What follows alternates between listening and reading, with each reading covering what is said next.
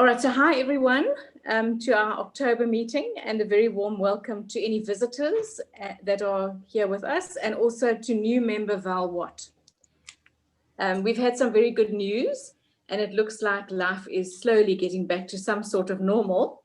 We had a call from Kirsten Bosch. The art exhibitions are starting there again from this weekend. We're still waiting for our dates, and we'll let you know as soon as we get them. And then we've also had news from the municipality that the Alphen Hall is reopening. So we will be able to have our end of year Founders Trophy competition and AGM on the last Tuesday of November. The theme for the competition is My Best Painting, and Karen has arranged some fantastic prizes from our sponsors as usual.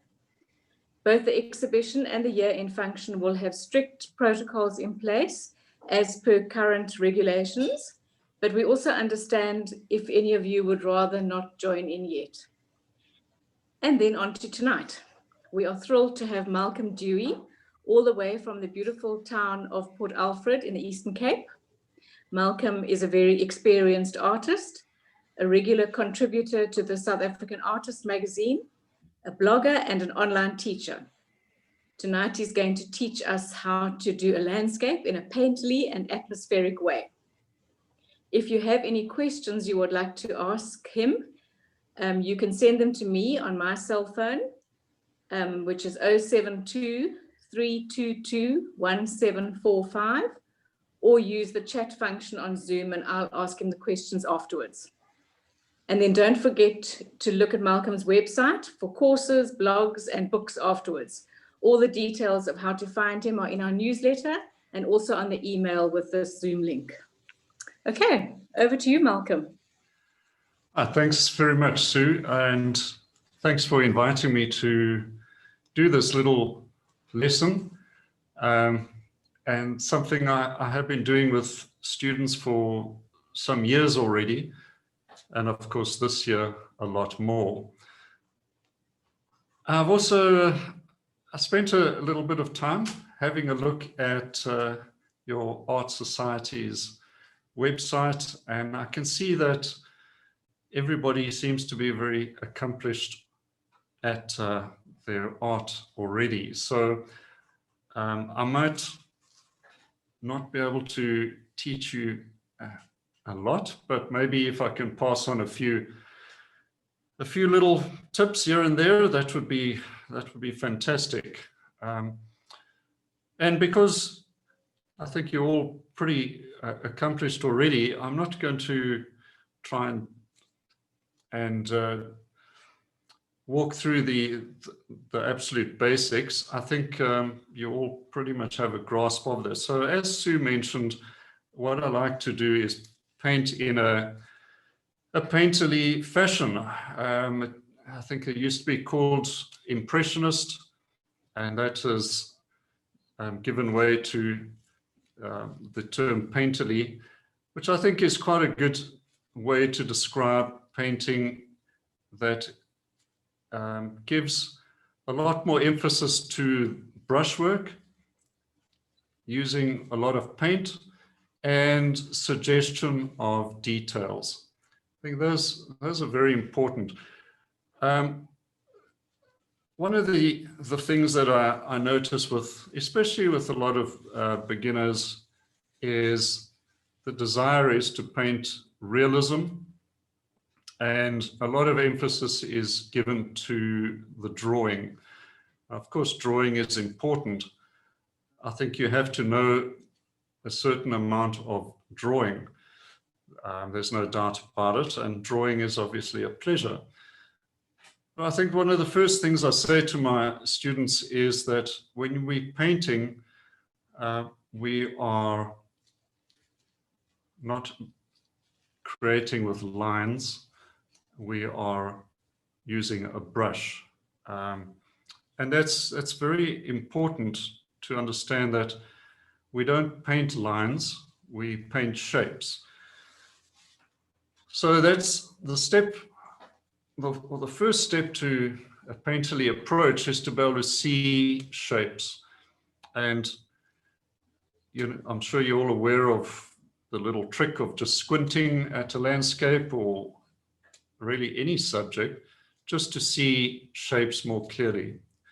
It's the process of simplification. And what I'm going to show this evening is really a shortcut form, a quick trip through the process that I try to follow. And what I like about this approach is it's almost a never-ending pursuit. And I'm sure if I'm still alive and kicking in many years' time, I'll still be trying to get to the essence of a scene. So, but before we jump into that, I'm going to show you a bit of what I use and a few suggestions perhaps you can take up if you want. So I'm going to move over to my easel and just change the viewpoint there. And right, so that is, let's just get this running here. All right, so as you can see, there's the little reference I'm going to be working from. It's one of the pictures I think Sue put in your newsletter, so I thought I would have a go with that. First off, what do I paint on? Well, for the most part, I use MDF panels. And you'll find it's a popular choice with a lot of professionals because for the most part, we just paint studies. And we go for the special painting or the one we really would like to sell, and maybe we'll pull out a nice canvas for that. But as it happens, probably the best paintings are done when there's no pressure, and it's probably going to be on a panel like this. Of course, I will prime this with gesso, just regular good old-fashioned gesso and a couple of coats of that, and you are ready and good to go. And it's a really very nice surface to paint on. It's firm. There is a little bit of bite to it from the gesso if you paint it on, so there is a little bit of texture. And I find that at no point do I struggle with the color or the paint being absorbed into the canvas. Almost what I put down is it remains as it is, inert, and it definitely helps to work that way. But for bigger paintings, I will use canvas. Obviously, it is much lighter. If you're using a large MDF panel, that can be very heavy and difficult to transport as well. All right, on to paints. All my students, I recommend that they use Classico by My Mary. You can find this at a few shops in the Western Cape. You can get it online as well at Art Savings Club at a good price. I find it as a student paint, this is definitely above average, and I've never had any problem with it. It's nice and buttery, ready to use straight out the tube. I don't need to add mediums to it, and I just get stuck in with it straight out the tube, nice and thick. Other brands that are easy to find locally, Georgian, De La Rani, that's probably quite a reliable workhorse. And provided you use it generously, it will give you good results. There are a few paints that you can use in a skinny fashion. I call generous paintings or skinny paintings. I favor the generous one. So another brand as well that I find is pretty good for student painting is Van Gogh, Royal Talens. Not too bad. Some of them a little firm, but for the most part, they're nice and buttery, and you can get some good work out of that. If you want to spend more money, my Mary Classico, well, I don't have it, sorry, not Classico, Artisti, it's the artist range. And you'll find a little bit more strength in the pigment than Classico, but not as much as the price would suggest. And that is a fact. They're obviously much more expensive paints, Michael Harding, Rembrandt, and so on. But what I find with all students or enthusiasts, they end up worrying about how much paint they use, and it ends up with a skinny painting, and that doesn't help anyone. Brushes, there are a couple of good brands available locally. My favorite is Raphael brushes. This is the Paris Classic. I think the Italian art shop is the only one I know who stocks this locally. And beautiful brush that's been around since the 19th century. Made in France, little pricey. Good workhorse brushes that are not as expensive, but not cheap either, are the Dale Rani. There's Graduate, and I think there's another one as well, which name escapes me, but Dale Rani bristle brushes are actually very good. Typically, I will use a long flat brush. They eventually become short flats anyway. So start with a long flat, you get a nice bit of spring to it, and that works great. Now, bristle brush is essential for oil painting if you want a loose style of painting. If you want to paint in an old master style and work in glazing, etc., then you'll use maybe sable or the, I think it's the mongoose hair brush, something much thinner. But any sort of impressionist style painting, you will benefit from bristles. It can handle the oil paint. If you prefer acrylics, also long flats, but I find the best brush locally is also Dale Rani. It's called Crylla, C-R-Y-L-A, and they are excellent brushes, and they last forever and keep their shape. So that pretty much covers it. Gouache painting, you can also use the synthetic Crylla brushes as well. And obviously watercolors, well, any sort of mop brush is my favorite. That pretty much covers the expensive part. You need one good, at least one good painting knife, something with a nice flexible blade that you can really push down and spread around. What size brushes? Most of my painting is done with a number 8 bristle brush, number 6 for smaller shapes, and I have a rigger brush and perhaps a small round brush for little bits and bobs at the end. But when I get those brushes out, I must know that the painting is practically done. You can use the long flat number 8 for 3/4 of your painting very, very easily. It's extremely versatile.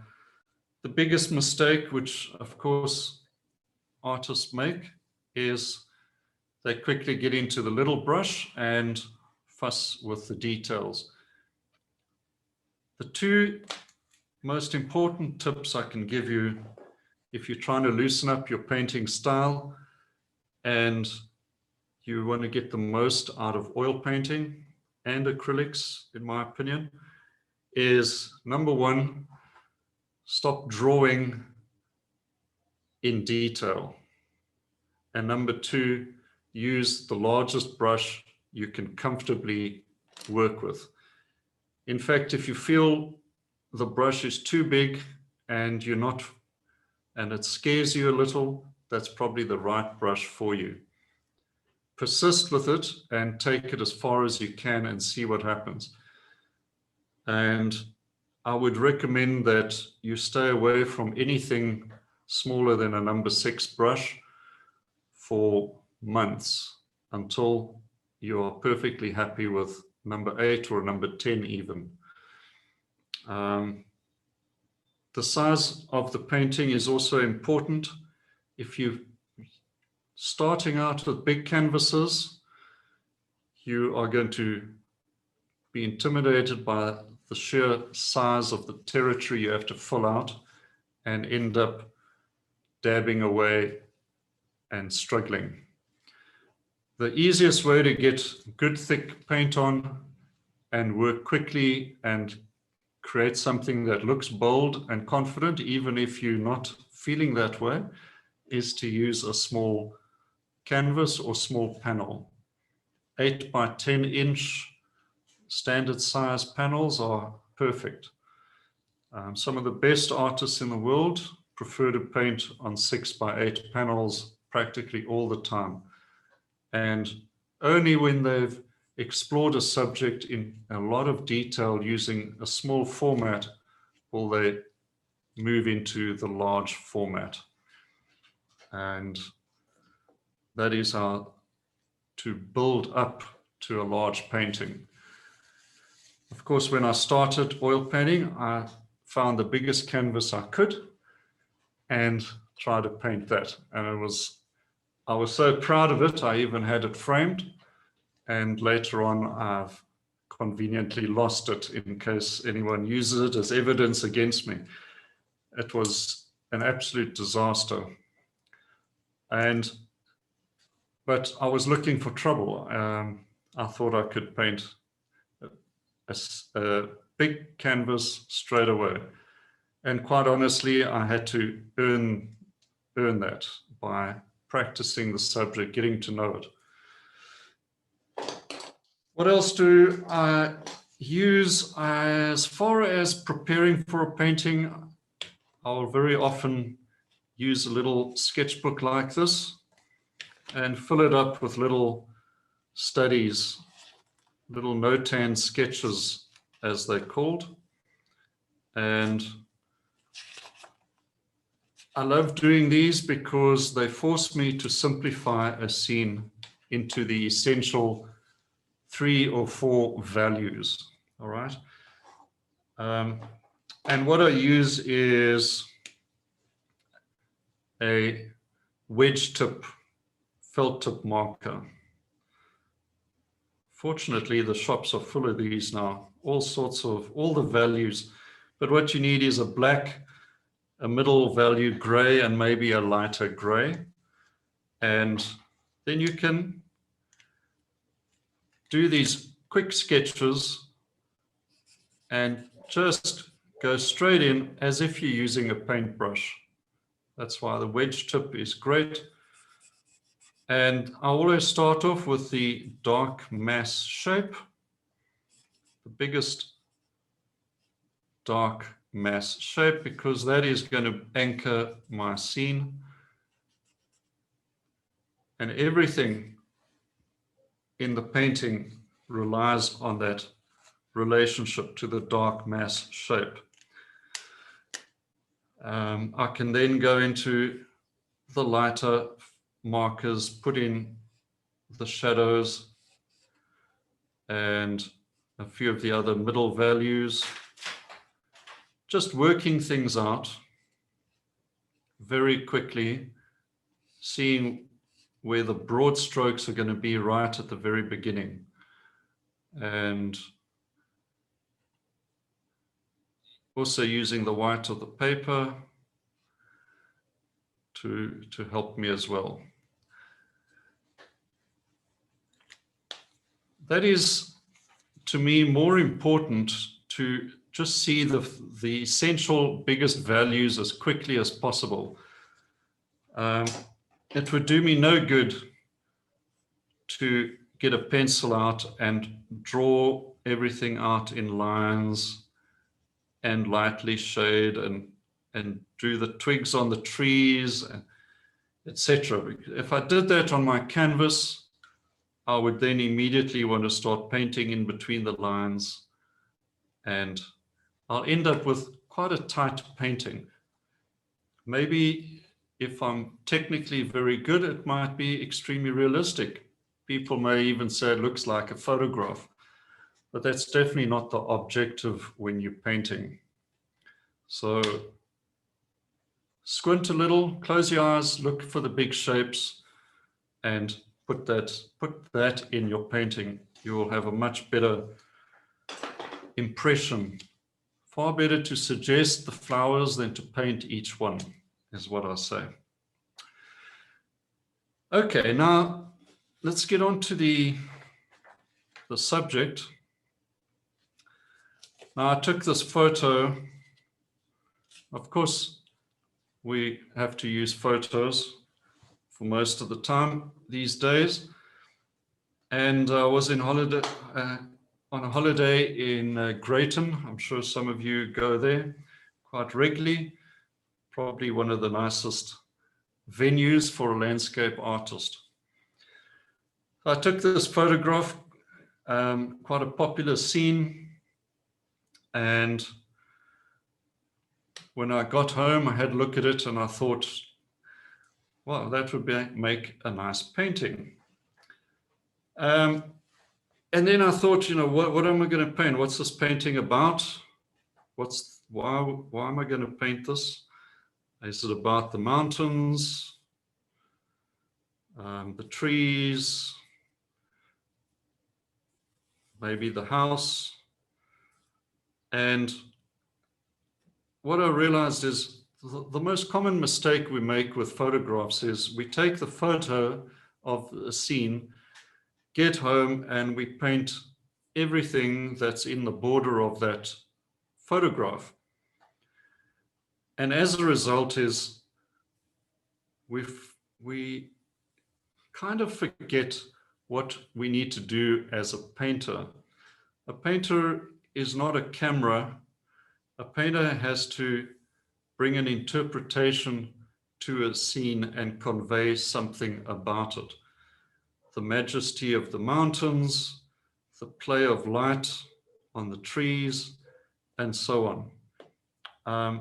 And maybe you can get away with doing that on a large scale, but it's not very easy. And we're not all John Constable who can do a painting, which probably today might be regarded as a bit chocolate boxy. And certainly as mere mortals, we will struggle to pull it off. So what I did is, and what I encourage all artists to do with their photos, is to try and find as many compositions in their photograph as possible. And start off with the darks. Look for dark shapes. And then how can you emphasize the light using the dark shapes? It's the darks that make the light stand out. So for me, I chose or decided to do an intimate scene and focus on the house. I was intrigued with this dark shape of this large bush over here, and immediately the sun on the side of the house. So that's a big plus. There's shadows in the foreground or immediate foreground, which is always helpful. Always look for a shadow pattern if you can. And nice strong lights across the shadow. So the typical sort of device of having a shadow in the foreground, you can step into the painting. Other little nice elements, the little street lights with a little highlight perhaps, the nice rim lighting on the bushes, nice yellowy greens, there's a spot of red over there, and the background, I would clearly need to simplify that. So I cropped right down, and as you can see at the reference in front of you there, we got this little postage stamp section, and that is the subject. If I perhaps wanted to turn this into another composition, maybe a very strong portrait shape with the house and the mountains, that could also be something. But there's way too many details in this paint or this photograph to bother with painting. Okay. I've just marked this. We'll have a margin over here to get a slightly square format. All right, now I haven't toned this board that I'm painting on. I've left it white. But a good practice to get into is to tone your panel or your canvas, just to get rid of the white. And my favorite would be using probably burnt sienna and just get some white spirits onto that and just do a little tone. Even if it is only in the warm sections of the painting, and maybe you can bring in a bit of ultramarine in the cool parts of it. If it's a bit wet and you're painting in straight away, you can just use some tissue paper and it will stain your panel. And that at least is a start. If nothing else, you can do that, then make a cup of tea and watch something on Netflix. And then maybe you can come back. So, number 2, once you're looking at that, I'd say the next thing to get you started is just figure out where a horizon line can be drawn in. And avoid the middle, of course. So over here, I'm more or less looking where the house is, and I'm going to put that over there.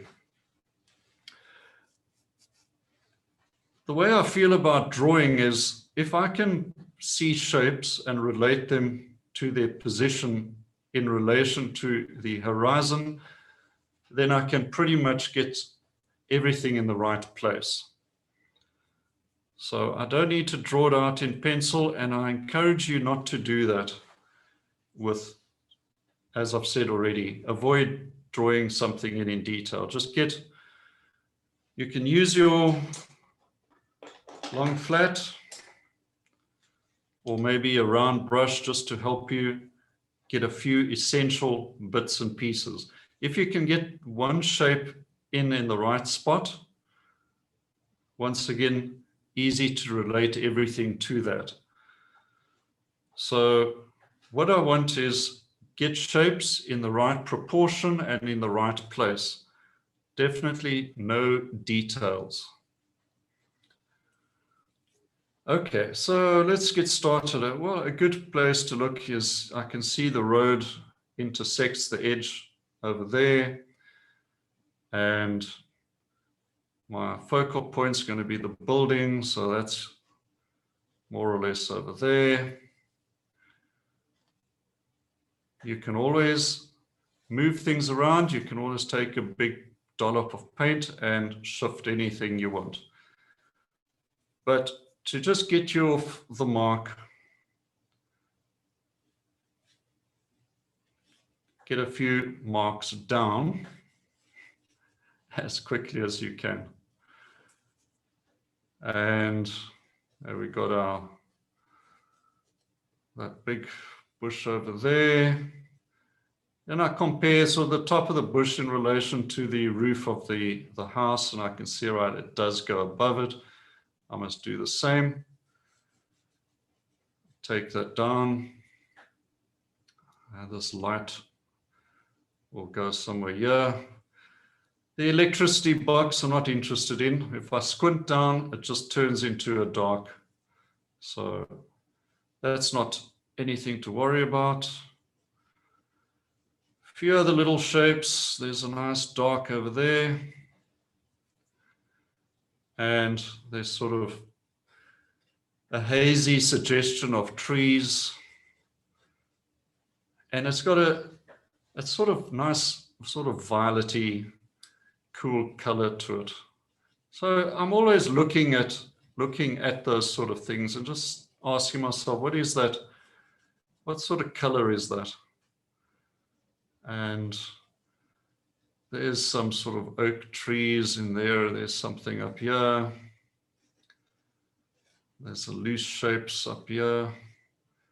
Also something rounded looking, looks a kind of violet color.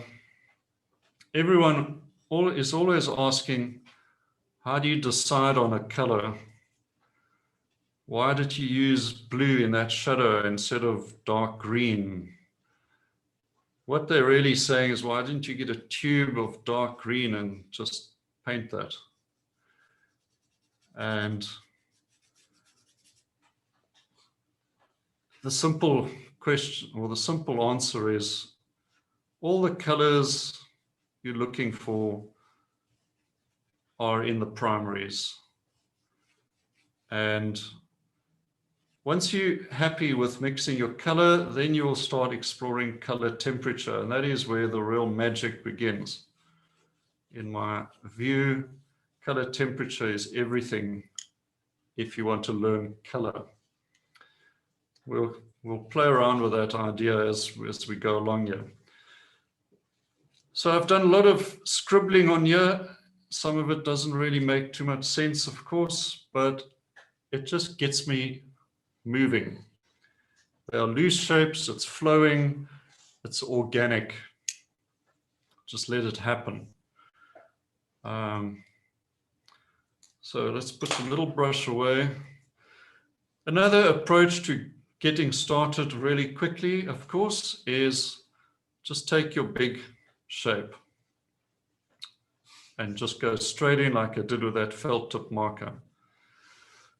Now, before I go any further, let's just do a quick look at this palette I've got. This is what I use for every painting I do. And there are a few convenience colors here. You don't strictly need all of them. So starting off with titanium white, there's really no point in bothering with any other paint these days. Titanium white is the default white paint. I don't worry with zinc white. When I'm painting in this sort of style of painting, you want the strongest opaque paint, and titanium is that. Lemon yellow. I think lemon yellow is the most versatile yellow for painting anything where there's green foliage. Lemon yellow is going to dominate. If I'm painting a Karoo scene, I'm going to probably just use cadmium yellow. It will be my lightest yellow. And then I may explore deep yellow, oranges and things like that for Karoo style paintings. But these sort of Cape scenes where there's greenery, lemon yellow is pretty much everything I need. I've got yellow ochre. It is a convenience color. Handy to do a quick light in the road, perhaps a dirt road, something like that. The luxury color I've got here is cadmium orange. Not really necessary, but for quick quick work, it does help. Red light is a standard feature, and you can make beautiful oranges with red light and lemon yellow. So that is,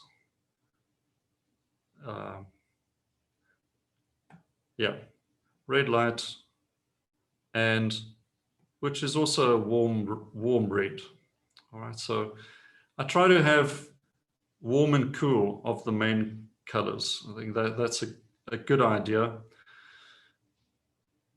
The cool red is alizarin crimson, also really an essential color.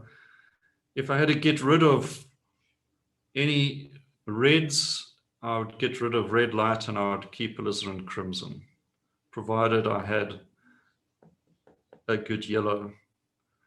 Alizarin is such an amazing color, does so many things. Convenience color for earth tones is burnt sienna. Yes, you can mix burnt sienna pretty quickly, but it becomes maybe a distraction. So use burnt sienna. Ultramarine blue is an essential. I call that my warm blue. Other people say it's cool. I don't really argue it. You decide whether it's going to be your warm or your cool blue. It doesn't matter, but for me, the cool blue is cerulean blue. And I very seldom do any painting without ultramarine and cerulean. Sometimes you can pop in cobalt blue. It can make some really amazing colors for mountains or distant colors. So cobalt takes a bit of getting used to. If you use it right, it adds really sweet little notes of blue. Okay, I think we can now start getting some paint onto this panel. So as I said, the way I prefer to just get going is get my dark shapes in nice and strong, and ultramarine with a little touch of burnt sienna makes a really nice natural dark. Of course, I don't use black. I haven't used black out of a tube in years. Perhaps some may want to use ivory black. I don't see the point. But so the dark that I really like in this painting, of course, is this big strong shrub over here. And you can get this layer in fairly thin. Just block it in as quickly as you can. Get the dark shape in. It's okay to make the shape bigger than it is. It's very easy to cut in and with negative space. So we'll see a bit of that as we go. A little bit of cerulean can come into this because this bit of shrubbery over here, to me, looks cooler than over here. And I've got to try and distinguish things when the values are all pretty much the same, uniform dark. The only way to distinguish things is going to be through color temperature. So one color is cooler, other is warmer, and that's the main approach you'll use. All right, so, and as you're doing this block-in, you're constantly thinking about what it is that you're painting and how you're going to handle it as you progress. Always squint to simplify. I can see some sort of dark shapes over there. I'm not worried if it's a tree or what kind of tree. It's really, at this stage, I'm not interested. I'm just trying to get my dark mass shapes down. I'm going to link up these darks over there. That goes straight into a shadow shape. There's darks there. That links up with some more. Goes into another shadow. And some artists will call this working the shadow family, which is a nice way to look at it, because it does also indicate that all these shadows are related. Look for the relationships between your value shapes. Just get those down. And of course, on a sunny day, all your shadows are cool, and your coolest colors are the blues. So very easy. Use blue. Just get that in. You've got to use blue to cool your colors down on a sunny day. It's as simple as that. And your color of light is yellow. So yellow is going to be part of your light, warm family of color. There's quite a large dark shape in the mountain. And these lovely diagonal lines, of course, are fantastic for composition. They just sort of naturally pull the eye towards our focal area. There's some shadows up there.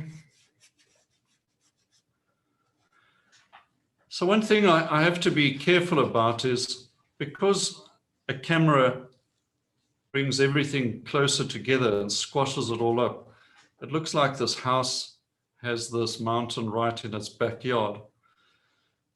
So I need to use aerial perspective. I need to use other devices to push all of this background into the background and bring the foreground forward and all of that. So things like cooler color, softer edges, all of those techniques have to come into play to make this background disappear. So I think that's more or less our shadow family. I'm going to just get a light dusting into those. This part of the mountain has got some light on it, but when I squint, it is fairly dark. Overall, it's fairly dark. So just choose. So, all right, it is convenient for me to keep that dark and in the background, so that's the way I'm going to go. The roof of this building is also quite dark, but I'm going to get to that a bit later. It's just got that placed. I know where it's got to go. Okay, so that's our shadow family. I can swap brushes and go to the lights. Once again, number 8.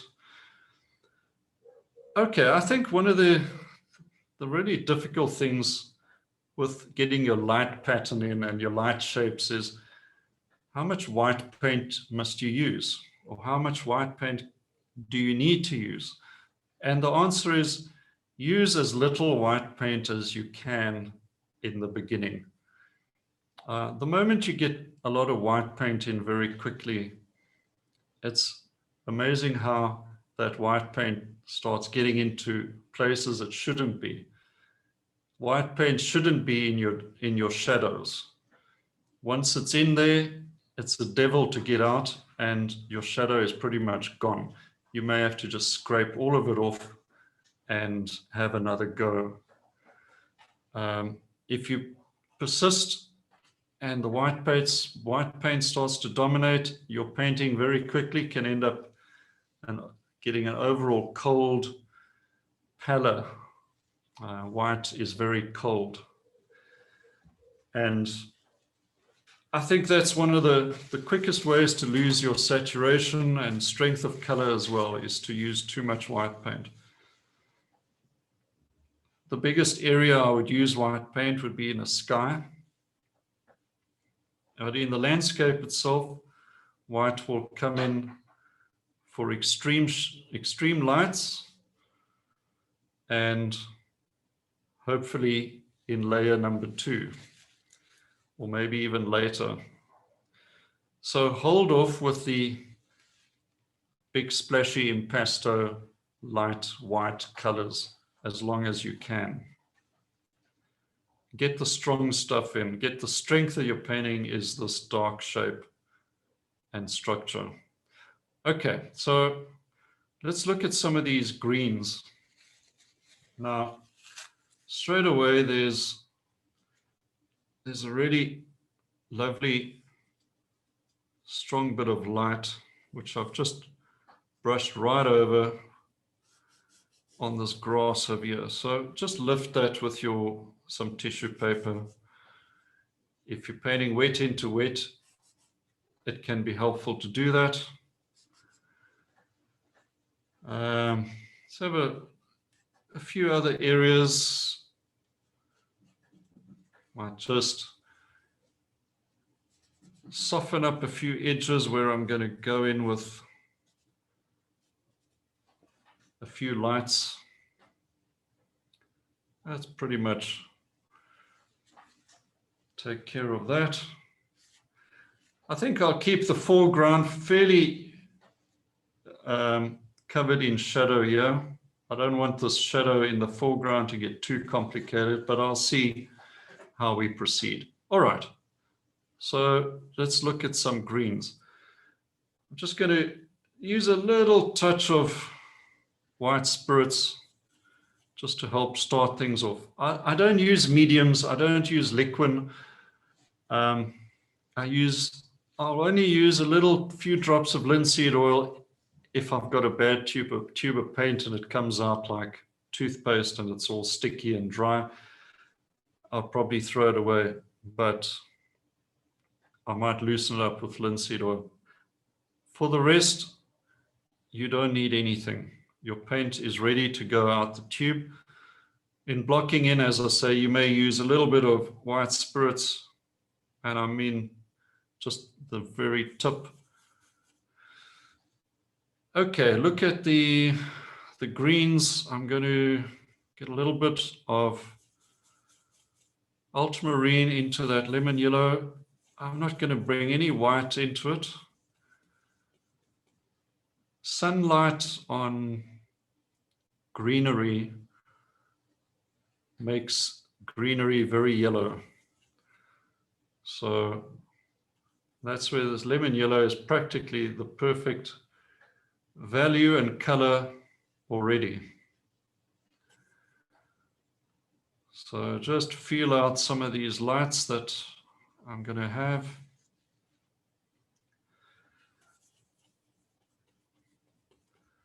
And just block this one in quickly. I'll certainly will bring more highlight into this part. For now, I'm just bringing lemon yellow, a little bit of blue, and a few other areas where I can see will be some strong lights. Now this area above the house, and there are trees. There must be about at least three overlapping trees. Just squint a bit and then most of it turns into a sort of vague, hazy shapes and colors. Don't worry about details. Don't paint any tree branches. Avoid all of that. Let's get some of these lights in here.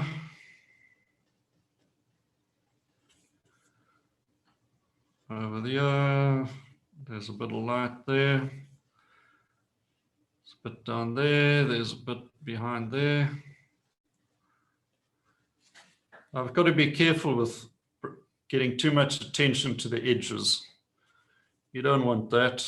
I would definitely subdue this as I proceed. In the mountain, we're heading more to blue. I'm going to bring a little touch of alizarin. Just knock that green back. Just desaturate. Going over some of that blue with this desaturated green. Acts as a base. It's going to recede a bit already. Keeping that'll all be very vague as we go. All right, I'm going to just continue with this brush. Now I have cleaned it off because I'm changing direction, and I'm going to head into the reds and maybe some orange. And I don't really want green involved with those because, as we know, green and red can turn into quite a dull gray. Unless I really intend that, I'll try and avoid it. All right, so I'm going to get some alizarin, and I'm going to just, I think these were aloes, maybe a little touch of that orange, and just start placing that color note in there. And there's no lights. It's not, I'm not lightening it up yet, but I really like that color note. I can see sort of suggestions of that elsewhere. So I think I'm going to actually now bring in a little touch of white, the smallest touch. And this alizarin immediately turns into a pinkish color. And I'm just going to brush that in where I see this hazy bunch of trees. I'm not sure what trees they are, but, and I can see it over here as well. So just brush that in. I don't want details. It's just going to be a color note. A little more of that white in there. And of course, having a few reddish color notes of some sort sets off all the greens because it's complementary, and it can be a nice antidote to too much green. And I think there's a few little touches of it in here. So this is actually making a few purples, which is also a color I use a lot of in my landscapes. Violets and purples come into it. I always say to my students, a painting never suffers when you add a violet color into it. It always benefits. Okay, now the road. What color is the road? Certainly not that. So I've got to use lots of tissue paper, wipe your brush off as regularly as you can. Almost every 3 or 4 brush strokes, I'm wiping the brush off. That's most of the cleaning. You don't want to have your brush full of solvents. That's the worst thing could happen to saturation of color. You'll lose that saturation and your painting will be a pretty soggy mess eventually. All right, for the road, this is a dirt road, obviously. A nice sort of go-to color would just be burnt sienna. It's very light, so I'm going to have to get some white in. I don't know if you can see that there clearly. So the moment I put white into the burnt sienna, it makes it obviously a light value, but it cools it down tremendously. It makes it so cold. And you got to just add color back in. Maybe a touch of yellow to add a bit of warmth in, because this is sunlight we're talking about. Sunlight is warm. Maybe a touch of red light.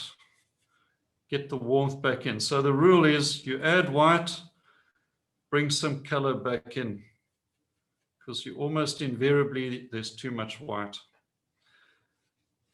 Just get a light, a warm light. That's what we want. All right, so let's just thicken this up. Burnt sienna, white, a bit of yellow, a bit more white. Adjust values. Values are obviously important. You've got to practice being able to see the value. Compare one shape to the other.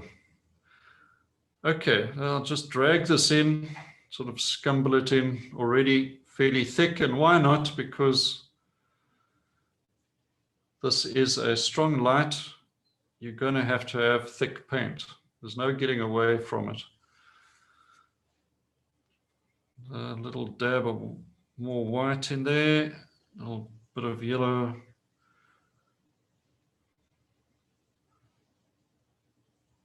Goes sort of up. And we'll go down there. There's some light over here. I don't want to, as I said, I don't want to get too many light shapes into the foreground right here.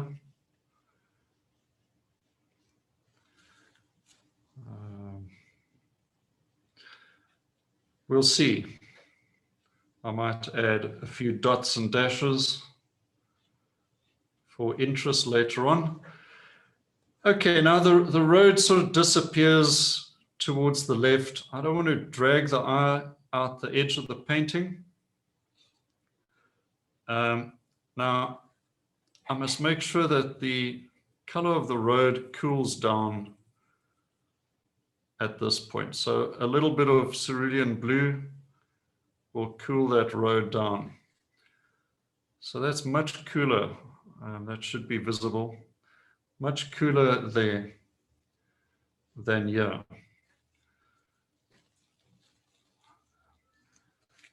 And I may as well cool this green down as well. A little bit of cerulean blue, just starting to make these little adjustments early on. By the way, this is still blocking in, but with a purpose. It really, if you do this, if you spend time on this stage, your painting's half done. Right, then that's now the focal point is, of course, the house. So I'm going to still use my big brush. I'm going to use white, bring in some of that yellow, and we're going to get that. I want it warmer still. And just get the shape in.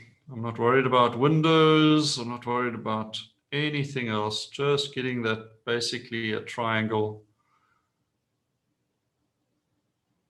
And maybe I'll have a little bit showing through. This side has got to now be cooler. That's the warmest, lightest value and warmest light. This is less light hitting it, so it has to be cooler. And then I go for my cerulean blue. Put a little of that in. This is just a tad green, and I'm going to just kill that with a little bit of alizarin. Okay, so the main thing is now that this shape, it's still a light value, but the color temperature is cool. Has to read as a cool shape. All right, then the roof, pretty much just a cerulean blue. Let's mix that over there. Bit of white. Makes it sort of, makes fairly light blue, so it's too light. Let's put a bit of alizarin in there, have it heading off to violet. Just knock it back a bit. Block that in.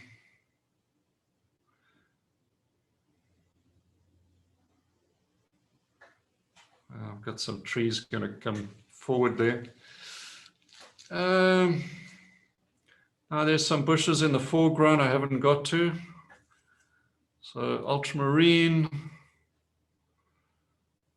They're fairly light, so a bit more yellow. So it's sort of a mid-value green over there. Bit of a shadow.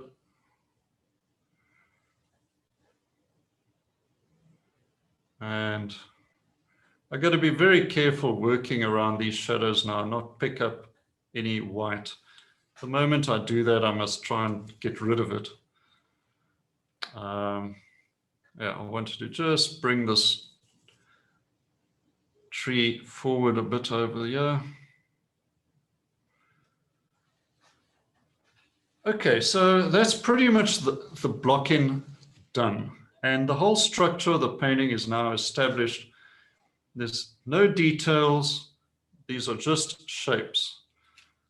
You could count the shapes. There'd be quite a lot, of course, but imagine if you try to paint leaves and twigs from the start. It would be terrifically complicated and you would just get bogged down in a tight painting. All right, so let's go back to the beginning. These darks, I can't leave them like that. They need to get some information, some variety in there. But I can't lose this dark shape either. I've got to still have this dark value. So what do I do? So the only solution open to us is to play around with color temperature. Because within this dark mass, I can bring in many other colors, provided they are within this dark value. They're going to be, certainly they'll be cool colors, but they'll be different to ultramarine blue. So let's try some cerulean blue, just quite a bit of cerulean for this sort of cooler bush over here. It may just be visible to you on camera here, but that will change as we develop it. So that's just cerulean blue. It immediately gets a visual distinction between there. And then you can start playing around. Put a bit of alizarin into that cerulean and you're getting a purple. Now there's a darker element there. That could be the shadow or just the deeper shadow. What about white? As I said, try to keep white out. But if you do bring white in, it's got to be, you know, the smallest bit. So let's just work on a few violets here. Okay, and show you what happens. So there's quite a bit of white in there and cerulean, alizarin and white. Bring a bit of white into there where there's more blue. Gets a cooler, slightly darker violet. Let's bring some white over here where there's more alizarin. Gives me a warmer violet. Now, these are all very nice colors and I would certainly use them in my painting, but I couldn't put that in there. It would just be too light. Certainly not at this stage. Maybe it would suggest some flowers or something like that, but right now, way, way too light. So I still have to really work in a strong shadow family. So let's try just a fraction white, quite a lot of alizarin and ultramarine. Now I've got more of a dark violet, purple, perhaps you could call it. Now I just want to scrape that off because there's white in there. Drop that in instead. If I squint, it kind of disappears, but it certainly is visible as something different. So you can now, within a narrow band of values, you can bring in different color, temperature, shapes and break things up, make it a bit more interesting. You can also work with greens and bring dark green closer to the light. So that adds some variety straight away. Bring some violet into that green, you really knock it back. And bring some variety in there. And that's how you remain within the correct value, but you add interest into it. When I'm finishing off the painting, yeah, I will break things up. I may have a highlight or two, some grass flicked up in there, etc. But I'm certainly not going to bring in very light values into this. That's the important point. As the bush goes upwards, it's getting more indirect or reflected light, and it starts to lighten up. So I must start showing that transition, softer edges, and just build it up, shape by shape. And before you know it, you have a lot of information that's just starting to develop organically, just naturally. Just look for those shapes, put them in.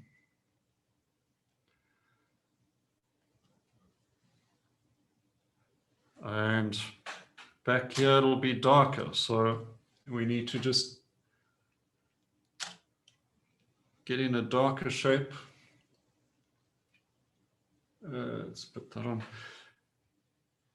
Be aware of the direction of your light. I think that's so important. The sunlight's coming from left to right. You've got to know you can't put a strong highlight in there at the back of this bush. It may look wrong. I don't know. Maybe there's a bush in front and it reads correctly. You've got to decide on that.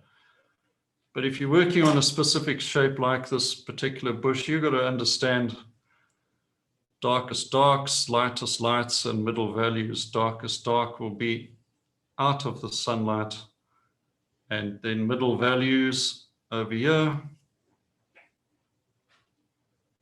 and your lights over here, getting direct light, etc. So in that way, you can quickly reinforce the illusion. I mean, that's all we're really doing. So I'm going to put a light over here for this little area and join up with this strong light. Okay, so what I love to do with painterly painting is get to use a lot of paint. And when I know I've got a strong light, I'm going to, and I'm going to put in my final layer.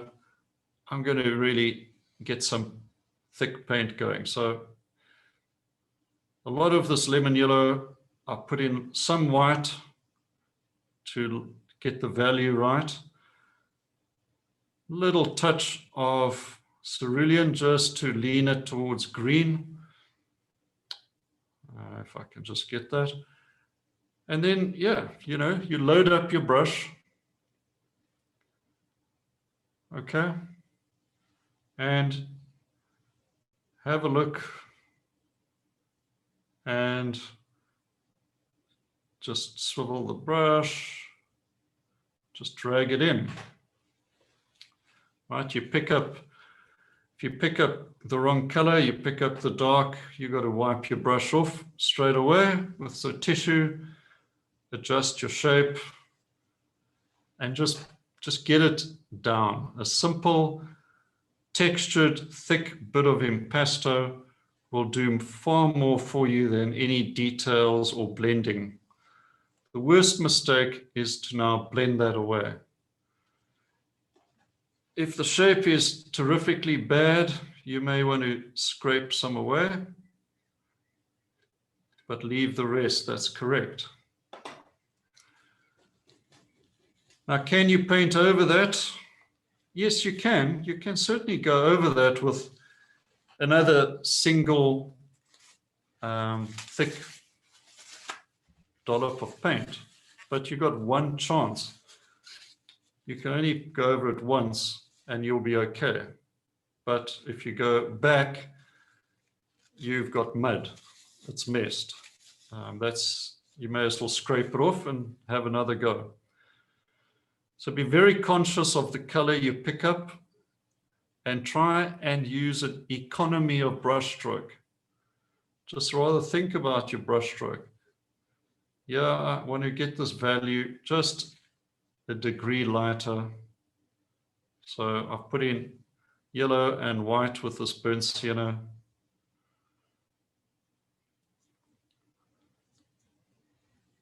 And I just want texture.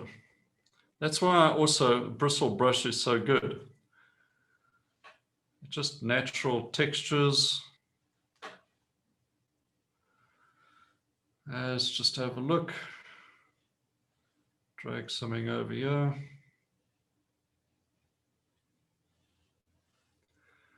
I don't know why I'm working right to left. I must be talking too much.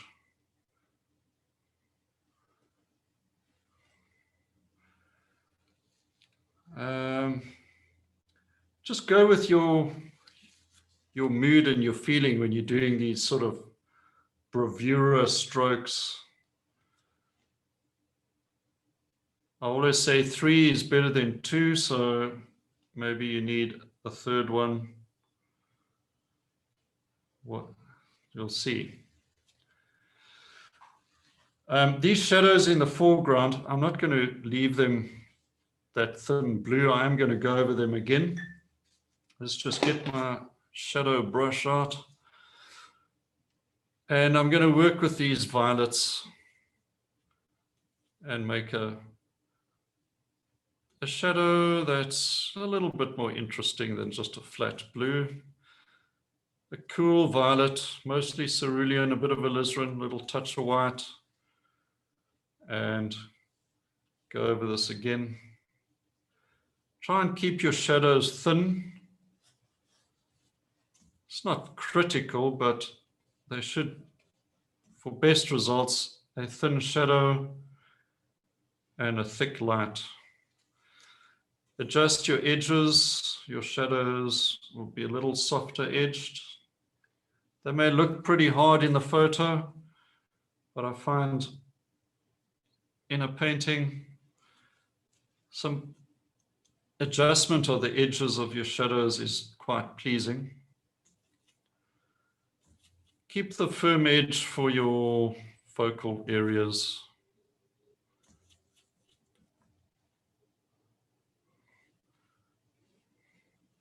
As your shadow progresses further away from the object, throwing it, it can lighten up as well. Just want to carve in with that. So just carve in, cut in, I should say, as well. It's another term. I think we'll get rid of that light. And this way I just adjust from large shapes to smaller. Get a bit more green, a bit more green into that sidewalk.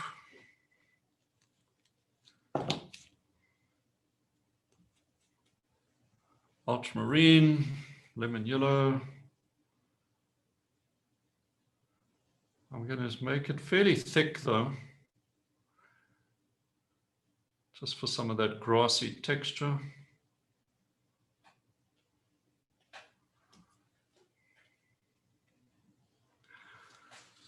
Okay. Right, let's go back into those mountains and just try and now bring some real aerial perspective. I'm going to put in a bit more white, touch of alizarin, and just get a sort of some violety, cool violets. And this is just suggestion. I'm not trying to paint the rocks. There's no point in that.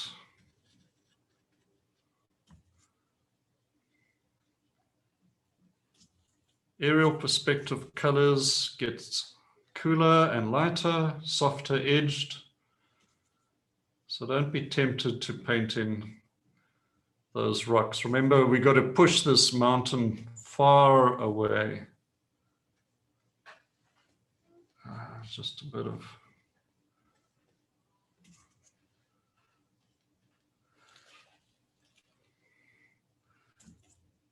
so big shapes is all I need to. That could suggest a bit of light rock, a mountain.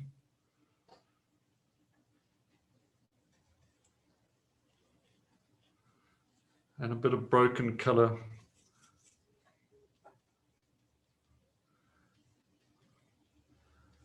Shadows also like to be mysterious.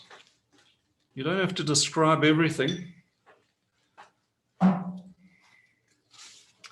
right, I think now the sort of home run is going to be some of the lights and a few necessary details. So I'm going to put down the number 8. I'm going to get my number 6.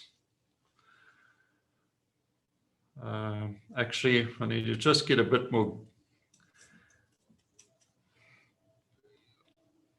suggestion of green into this.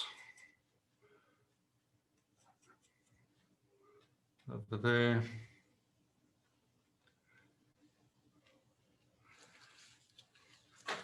I must also mention your brushwork is such an important area. But like your signature, when you first started it, it was a bit wobbly. Brushwork takes time to develop, but you must consider how you hold your brush. It's not a pencil. All right, try and hold it loosely. If you naturally a tight painter and you really choke up, try to hold the brush at the end. Try to keep it in your palm like this. So there's no white knuckles, just a soft grip, and just put down loose shapes. And that'll pretty much take care of everything else, or certainly a lot, because it's the sheer physics of a loose grip. That'll help a lot. Together with your size of your brush, you'll pretty soon get a looser appearance. All right, so I've just got to cut in just a few shapes here. See how that thick paint just naturally spooled up there.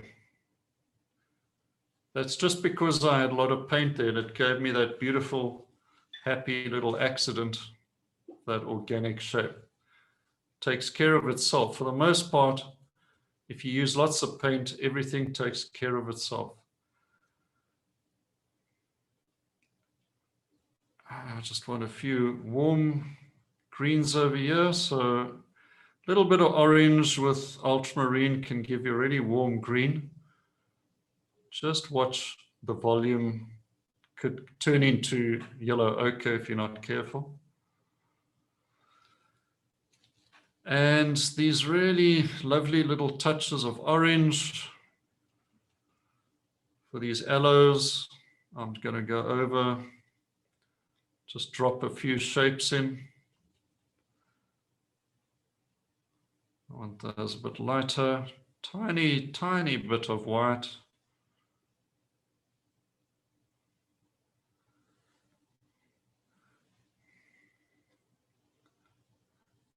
And a few against the house. A few up there. If you're not sure, just stand back and have a look across the room. And if you're still not sure, just leave it.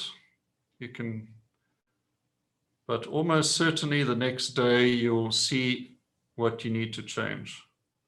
So just be patient.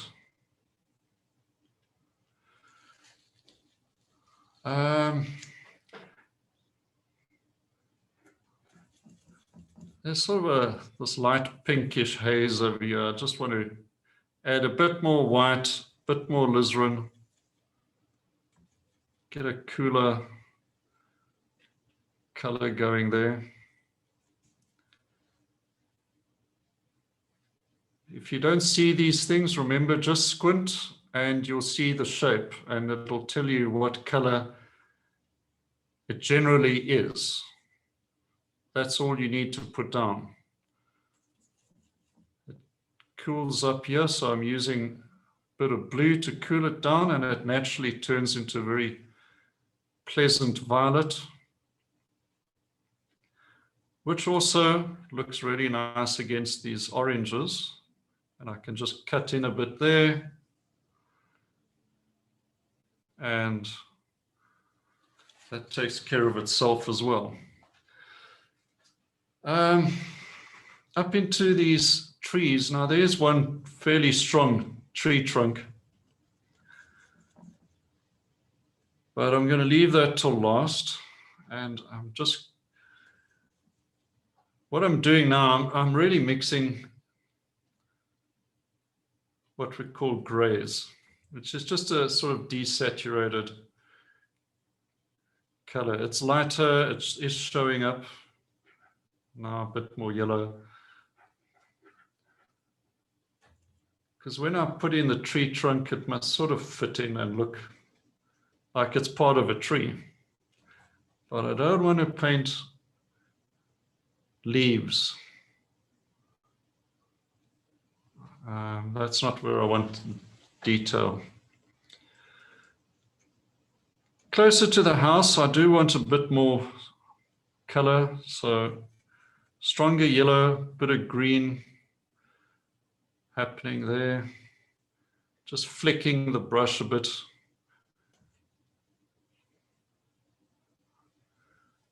I'm just going to cut in there to get the roof line.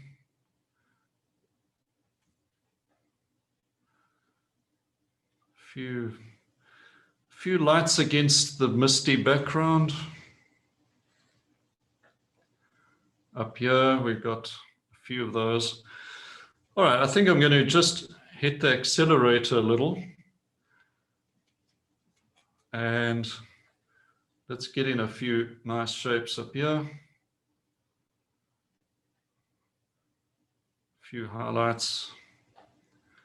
I'm going to come back to this bush just now. Let's get the secondary things out of the way.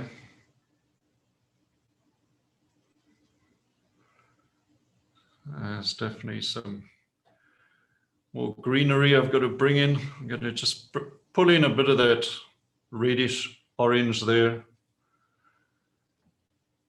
There's some of that going on over here. Just a dollop of paint. Cool greens over here. Just a big splodge of paint. Shadow. More shadows. just clean that brush off. I want a bit of alizarin, bit of white, this sort of reddish broken color coming up there, and just background. Maybe drop a little bit of blue into it. Oh, you can't see that, just a bit of blue into that pink. And that just makes something leaning towards a cool violet. Put that in the shadow areas, cut in maybe to just get that shape.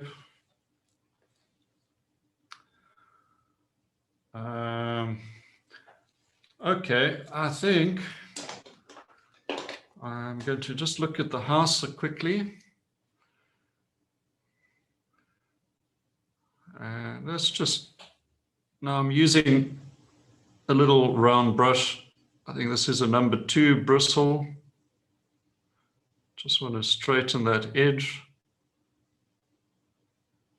down there. Shadow side of this house, suggesting a bit of a darker violet under the roof. There's a darker violet shape in there. I don't know what it is. Could be a shed, it could be anything. Just put in a shape. Let people figure it out in their own mind. There's a window. Just a cool violet there. I want a bit of a sharper point. Can just project a little, why not?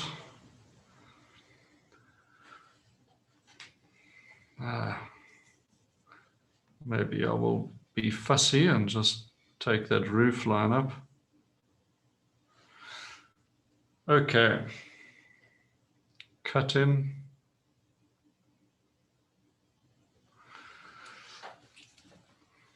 All right, can I add a touch of that building showing through there? Why not? I'll put a dot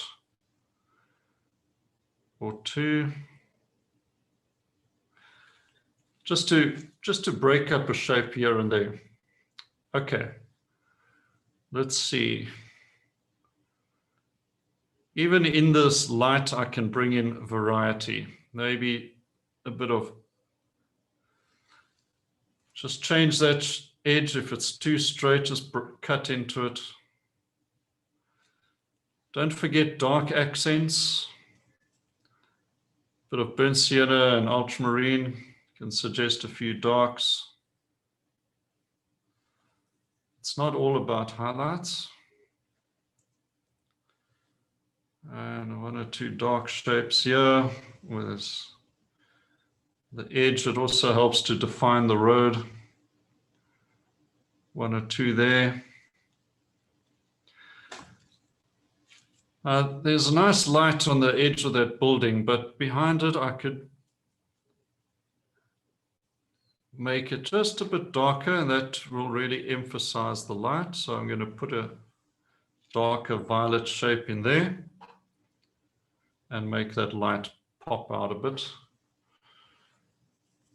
If it's a bit too regular, just break it up. Put a few darks in here as well. I don't know what they could be. It could be anything. But if you want, sometimes you want your lights to stand out, you've got to put a dark next to it. You want a warm to stand out, you must put a cool next to it. Just simple color theories. Break that up. Okay, a few sort of play around strokes. Let's go back here.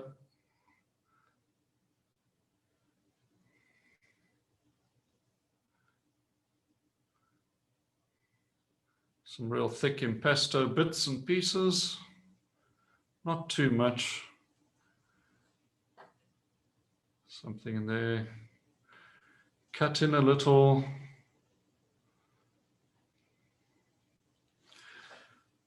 All right, let's quickly do one or two details. Now, you could use the rigger, mix up. Just be careful, you don't use a strong white, just use some titanium white. It could, if I put that in there, it may be just too much. So this is sort of a greenish white. Let's see where that tree is. Just taper it.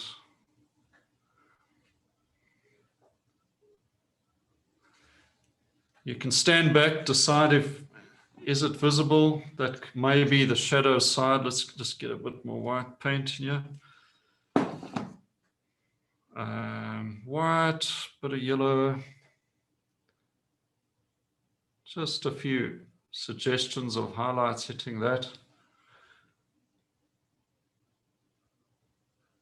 And sort of a gray violet for a few of these branches. Just let the brush fall over, just twist it in your fingers to get branch shapes.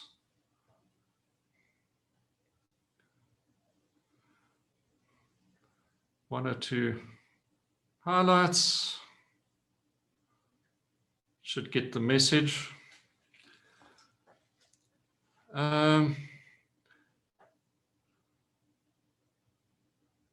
Maybe over here. So these sort of calligraphy strokes can help to break up flat shapes, but just be careful. I'm just going to mix a darker shadow for this tree.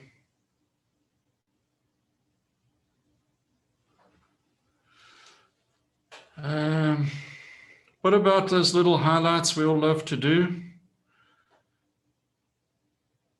A few dots and dashes can go a long way. It adds a sort of whimsical element, breaks up a few flat areas, leaves it to the imagination. There's quite a bit of dark there. I'm going to just, there's a bit of greenery there. A few grassy shapes up here. There's a few, actually this shrub over here can give a little bit more definition. I'm just using a bit of white and cerulean. We can see that. Maybe a few here. Break in there. Drag some paint around and we're pretty much getting to the end. And we've got these lovely street lights. Some of the prettiest street lights I've seen. And I can't help getting a few of those in. So, all right, one stroke down.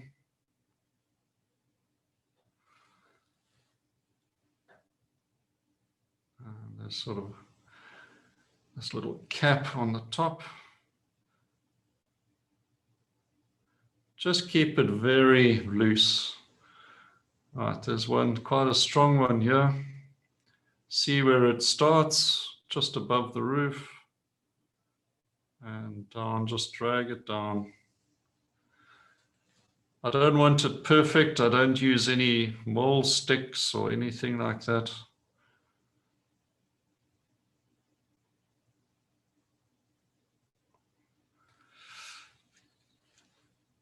If the shape's too thick, I will just cut in. And then a smaller one over here.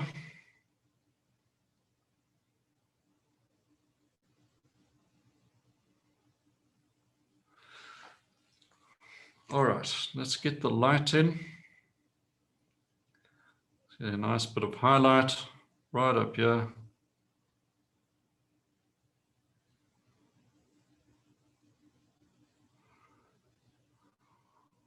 One over there. This one is in a bit of shadow, so I'm just going to bring in a bit of cerulean blue into that white and just play it down a bit. All right, so as I said, you can just cut in. Definitely, it's a bit too thick. Just cut in there. Bit of lost and found if you want. But because this is not really an organic shape, so might not really work.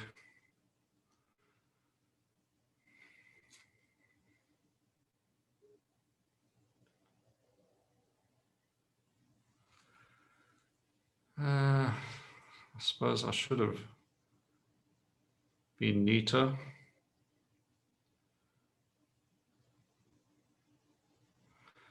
Okay, it's a bit better. This one too.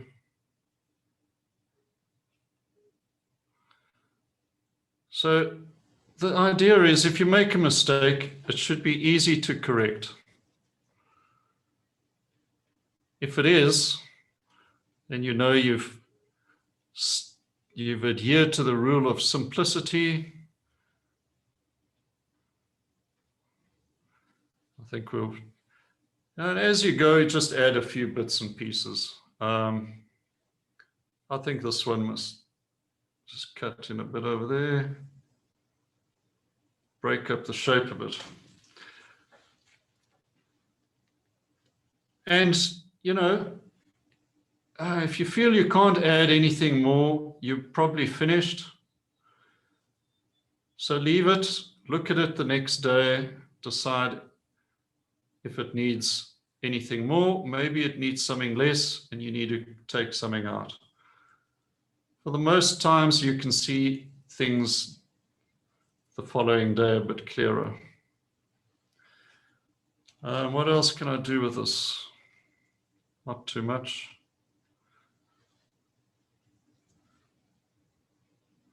Break that up.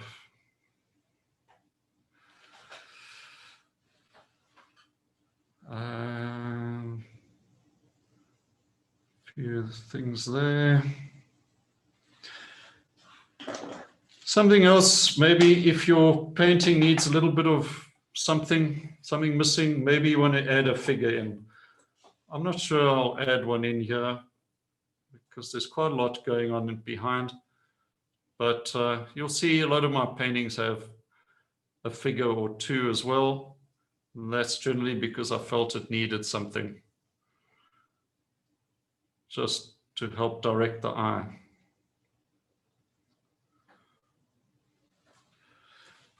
All right, I think let's just get an edge on here and let's have a look.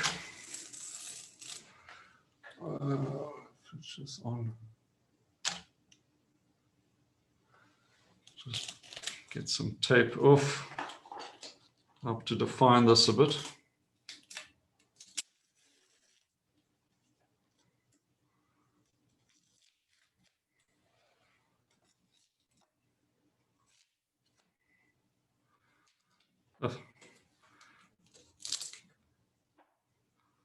It's like I bandaged the victim up a bit.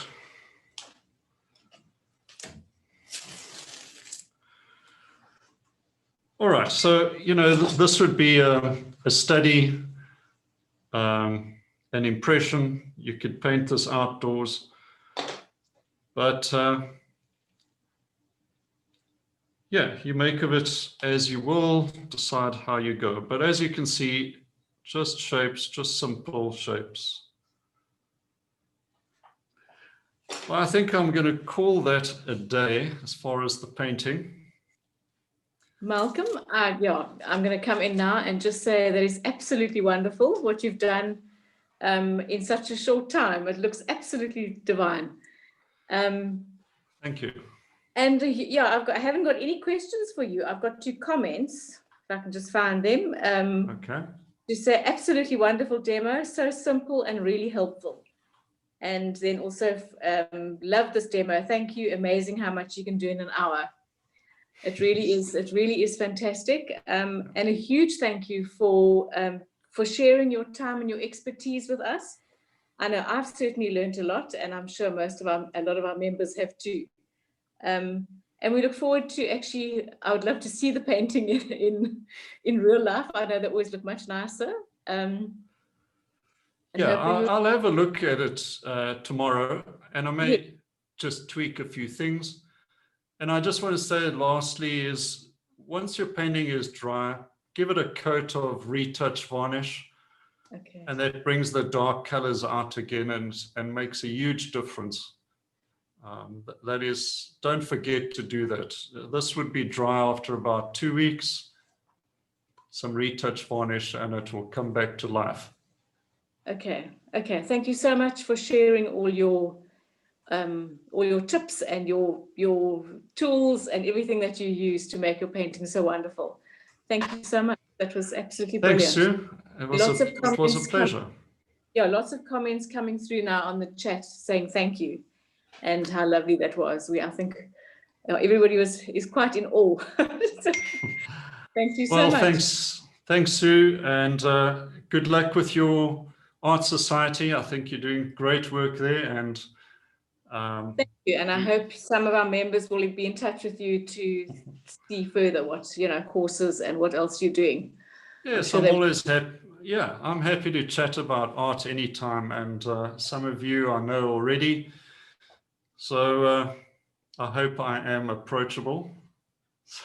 Brilliant. And, brilliant. Thank you, Malcolm. That was fantastic. Thank you very much. All right. Thanks, Sue. Good night, everyone. Good night.